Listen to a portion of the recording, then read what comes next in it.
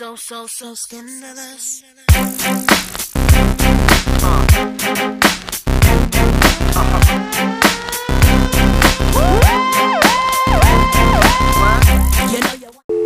Madame Lopi. Oui, Monsieur le Président, chers collègues, Madame le rapporteur, donc dans le rapport numéro 16, alors il faudrait dire la rapportrice, la rapporteuse, Madame la rapporteuse. Merci. Valaou Belkacem nous dirait. Nous allons envoyer un message à l'Académie française. Madame Lopi a la parole. Voilà. Par provocation. Merci Madame Gérard.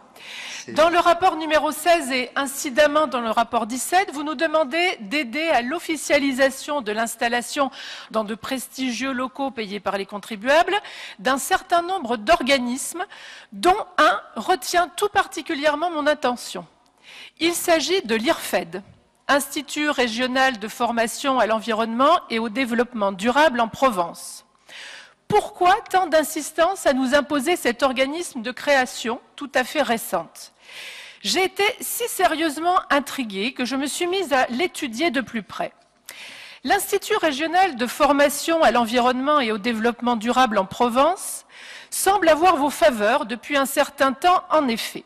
Une élue FN s'était d'ailleurs déjà interrogée sur le fait que la région, lors d'un marché public, choisisse cet organisme alors que son prix était 3 fois supérieur à celui des autres soumissionnaires. Mais cela ne semblait alors guère vous émouvoir. Qu'y a-t-il donc de si génial alors à l'IRFED ? Cet organisme, comme je le disais tout à l'heure, est récent puisqu'il a été créé il y a 4 ans. Cette société anonyme coopérative est spécialisée dans le secteur d'activité de la formation continue d'adultes. Cela devient intéressant quand on apprend que le président de cette société est Michel Faure. Il faut savoir que Michel Faure, c'est aussi le dirigeant de l'organisme de formation l'ADREP, situé à Aix-en-Provence. C'est l'administrateur de Performance Méditerranée, que j'ai déjà eu l'occasion de citer ici même.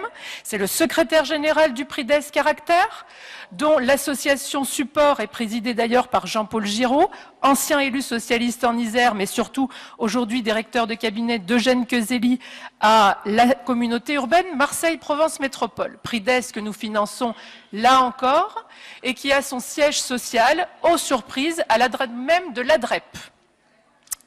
Michel Faure, c'est également le président de la Chambre régionale de l'économie sociale.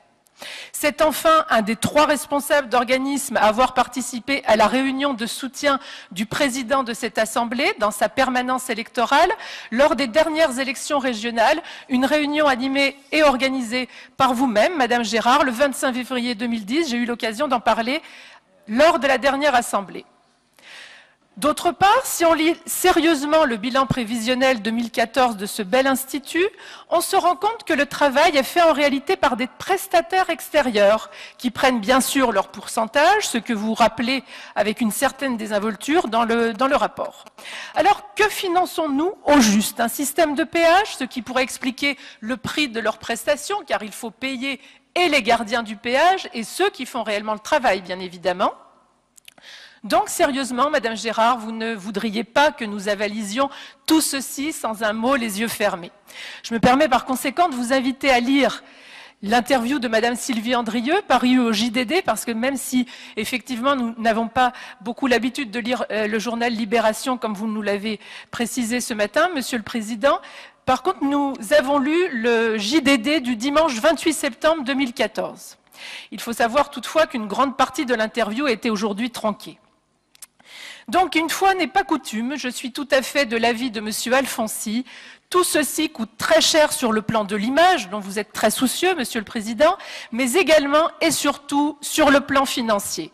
Vous l'avez bien compris, nous voterons contre les rapports 16 et 17.